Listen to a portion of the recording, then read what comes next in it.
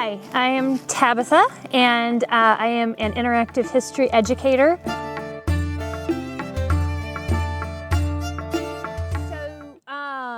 Suddenly Henry's facing the reality that he is going to be king without actually being all that prepared to be one.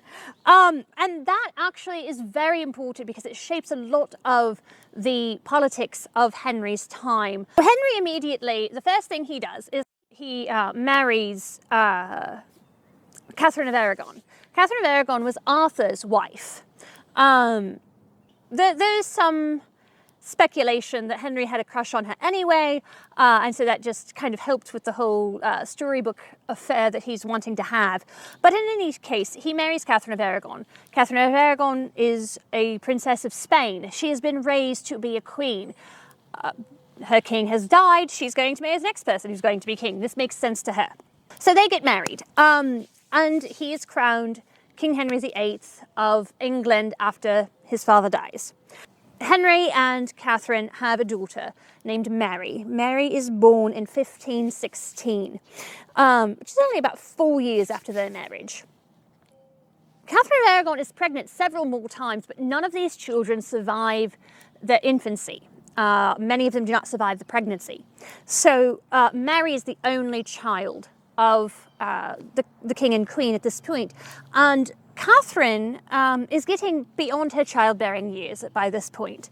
And Henry, well, his eyes begin to wander. This will become a pattern with him. His eyes wander to one of the beautiful young courtiers, actually one of Queen Catherine's ladies-in-waiting, several first, but eventually lands on Anne Boleyn. Anne Boleyn plays her cards very, very intelligently and winds up being asked to be Henry's new wife. However, in order to do that, Henry has to divorce Catherine, which is not allowed by the Catholic Church. So there is an exchange of letters between Henry VIII and the Pope. I'm going to summarize these letters. You have to understand that I am paraphrasing here. Henry writes a letter to the Pope. It says something along the lines of, "Dear Pope, I'd like a divorce. Thanks, Henry." And the Pope writes back and says, "Henry, have you forgotten we're Catholic? We don't do divorce. That's not really a thing. No, you can't have a divorce." Signed, the Pope.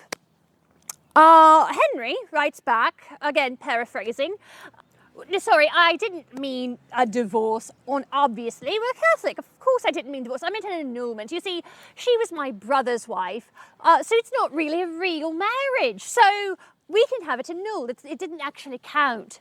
And the Pope writes back, "You have a child with her. It counts." Henry is very much not used to being told no. He's a very spoiled younger royal child. He does the only thing that a spoiled younger royal child knows how to do. He throws a temper tantrum and separates from the Catholic Church.